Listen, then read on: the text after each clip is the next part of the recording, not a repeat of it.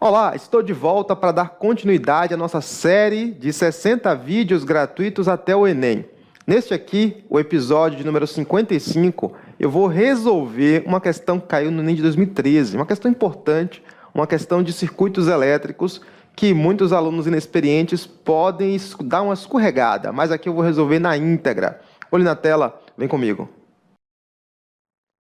Questão 89 da prova branca do Enem 2013. Medir temperatura é fundamental em muitas aplicações e apresentar a leitura em mostradores digitais é bastante prático. O seu funcionamento é baseado na correspondência entre valores de temperatura e de diferença de potencial elétrico.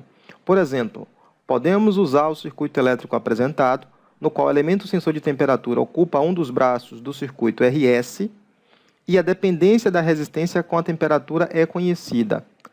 Para um valor de temperatura em que RS é igual a 100, a leitura apresentada pelo voltímetro será de, e temos aqui então as opções.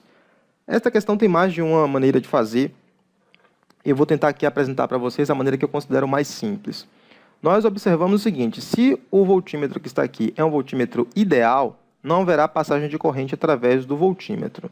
Então, haverá passagem de corrente aqui, que eu vou chamar de corrente 1, e haverá passagem de corrente aqui, que eu vou chamar de corrente I2. Eu posso calcular quem é a corrente 1 e quem é a corrente 2 facilmente. A corrente 1 vai ser a tensão que existe aqui sobre este ramo, e a tensão vai ser igual à tensão da fonte, já que os dois estão em paralelo. Então, vai ser igual à tensão da fonte dividido pela resistência. A resistência é a resistência total. Esses dois aqui, ó, eles estão em série. Por esta razão, então, temos que somar a resistência para obter a resistência total. 470 mais 120, isso aqui, então, vai dar 590. Simplifica, isso aqui equivale, então, a que a corrente I1 é igual a 1 sobre 59 amperes. Deixa aí. Vamos calcular agora quem é a corrente I2. Corrente I2 vai ser igual à tensão da fonte, 10, dividido pela soma das resistências aqui. 470 mais 100, portanto, 570. Simplifica, isso vai dar 1 sobre 57 amperes. Bom, daqui já dá para a gente tirar algumas conclusões. Observe que I2 é maior do que I1. Consegue enxergar isso? I2 é maior do que I1. Se I2 é maior do que I1, isto quer dizer que a queda de tensão sobre este resistor vai ser maior do que a queda de tensão sobre este resistor. Só para simplificar aqui, eu vou chamar esse ponto aqui de A, aqui eu vou chamar de B, aqui eu vou chamar de C e aqui eu vou chamar de D. Pronto, nomeei os pontos aqui. Então, a queda de tensão que existe sobre aqui é maior do que aqui. Consequentemente, o potencial que chega em C, que vai ficar disponível para o restante do circuito, vai ser um potencial que é menor do que o potencial daqui, já que aqui vai ter uma maior queda de tensão. Então, eu posso escrever assim: se I2 é maior que I1, isso implica que, neste caso, o potencial do ponto C vai ser menor do que o potencial do ponto D. Eu podia tratar de diferença de potencial, mas eu prefiro tratar potencial neste ponto. Teve uma queda aqui, aqui eu tenho um potencial que vai ficar disponível para o restante do circuito. Ora, e daí?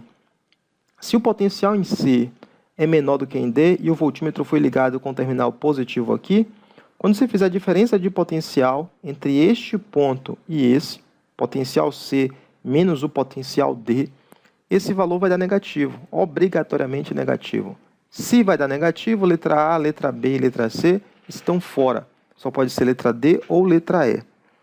Para ter certeza, tá, de qual vai ser o valor, tá, então isso aqui implica que o potencial VC menos VD vai ser negativo. Vou botar aqui, negativo menor que zero, ficou apertado aqui. Bom, vamos calcular então qual seria o potencial no ponto C, qual é o potencial no ponto D. O potencial no ponto C vai ser 10, que é a tensão da fonte, menos a queda de tensão nesse resistor. A queda de tensão nesse resistor vai ser a resistência, que é igual a 470, multiplicado pela corrente I2. A corrente I2 é 1 sobre 57. Aqui vai ficar, então, 57 vezes 10, 570, menos 470, dividido por 57. Calculei o MMC aqui. Isso aqui, então, vai dar igual a 100 sobre 57 volts. Dividindo aqui, você vai encontrar 1,75 volts. Então, esse é o potencial disponível no ponto C, o potencial do ponto C. Vamos calcular agora o potencial do ponto D. Ele vai ser 10 menos a queda de tensão que existe aqui, nesse resistor. Vai ser 470 multiplicado pela corrente I1. A corrente I1 é 1 sobre 59, então está aqui. Isso vai dar igual a, calculo o MMC de novo aqui, vai dar 59 aqui embaixo. 59 vezes 10 vai dar 590, menos 470. Então, vai dar 120 dividido por 59. Fazendo essa conta, você vai encontrar isso aí como sendo 2,02 volts. Como eu quero saber a diferença de potencial entre o ponto C e o ponto D, isso vai ser 1,75 menos 2,02.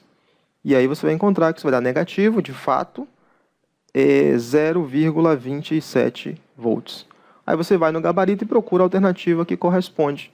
Essa alternativa é a letra D, que é muito mais próximo de menos 0,3, aproximando isso aqui para menos 0,3 volts. Bom, esta é uma das formas de fazer. Eu vi que teve pessoas que resolveram isso tentando aplicar a lei das malhas aqui, tá? Nesse circuito aqui, para encontrar a diferença de potencial aqui. É possível sim, mas nesse caso, essa maneira de fazer, usando a ideia de queda de tensão, eu consegui logo de cara eliminar 3 alternativas, né? E aí fica com 2 alternativas que dá para você chegar à conclusão de que a letra D, sem necessariamente você concluir as contas. Já dá para perceber, porque quando você faz essa conta aqui, você já vê que a diferença de potencial não vai ser tão grande assim. Não sendo tão grande assim, não tem como ser o menos 6 volts que aparece lá na alternativa E. Essa é uma estratégia que eu gosto de ensinar para os alunos, de como você, a partir da análise da questão, você já eliminar as alternativas impossíveis e, consequentemente, aumentar as chances de acertar. Eu espero que tenha ficado claro, mas se não ficou claro, já sabe. Vocês que têm acesso ao Física Interativa têm um fórum de dúvidas exclusivo e pode tirar essa dúvida diretamente comigo. E aí, você gostou deste vídeo? Se você gostou, curta, compartilhe e fique sabendo que eu tenho mais de 200 questões resolvidas do mesmo jeito. É o nosso curso completo, a Física no Enem.